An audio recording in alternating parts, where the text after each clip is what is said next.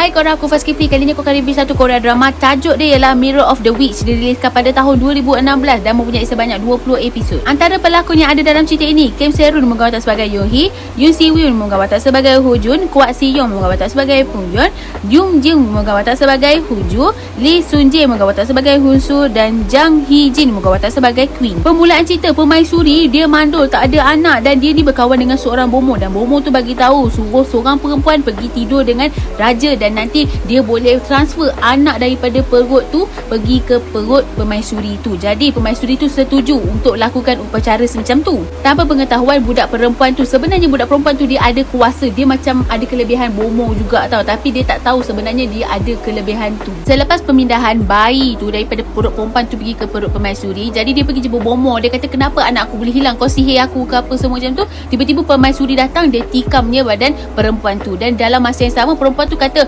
oh kau yang ambil anak aku. Lepas tu dia cakap, kau kena tahu dekat dalam perut kau tu ada anak kembar. Nanti perempuan tu lahir ataupun lelaki tu lahir, dia orang ni kalau siapa-siapa je cintakan diorang ni akan ditimpa malapetaka. Macam tu lah. Permaisuri tu mula-mula dia rasa takut tau. Lepas tu bila dia dah lahir tu, tiba-tiba dia kata, betul lah anak kembar. Aku takut lah perempuan ni punya sumpahan bomoh yang jahat tu. Dia macam hasut permaisuri tau. Dia bagi tahu, okey, kita transfer je semua sihir tu pergi dekat budak perempuan tu ataupun puteri tu.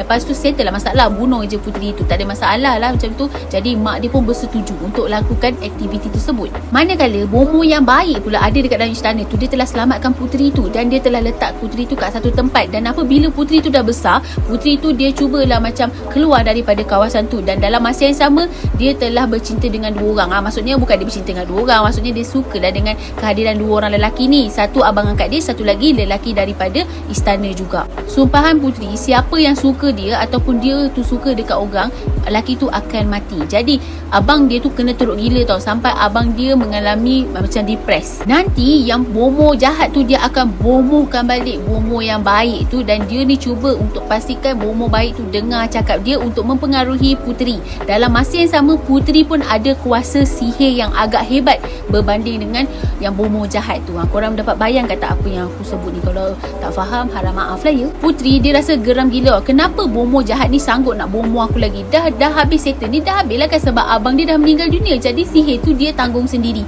Dalam masa yang sama dia tertekan sebab dia sukakan lelaki tu, tapi lelaki tu tak boleh sukakan dia, sebab kalau sukakan dia nanti lelaki tu akan jadi gila ataupun mati. Disebabkan banyak sangat konflik ni, korang perlu tengok cerita ni. Kalau korang tengok, korang lebih jelas dengan apa yang cuba disampaikan oleh cerita ni. Keseluruhan cerita aku bagi 9 star, dan untuk ending pun aku bagi 9 star. Pengajaran yang aku dapat dalam cerita ini adalah jangan mudah percayakan seseorang tu, dan pengajaran terakhir adalah sanggup berkorban demi insan yang tersayang. Di mana kan nanti perempuan dia suka kat lelaki, lelaki pun suka kat perempuan, dan perempuan tu sanggup bunuh diri demi nak selamatkan lelaki tersebut. Okey, korang jangan lupa untuk like, subscribe dan share video aku. Kalau boleh tolong tekan lonceng untuk nantikan video yang akan datang. Bye.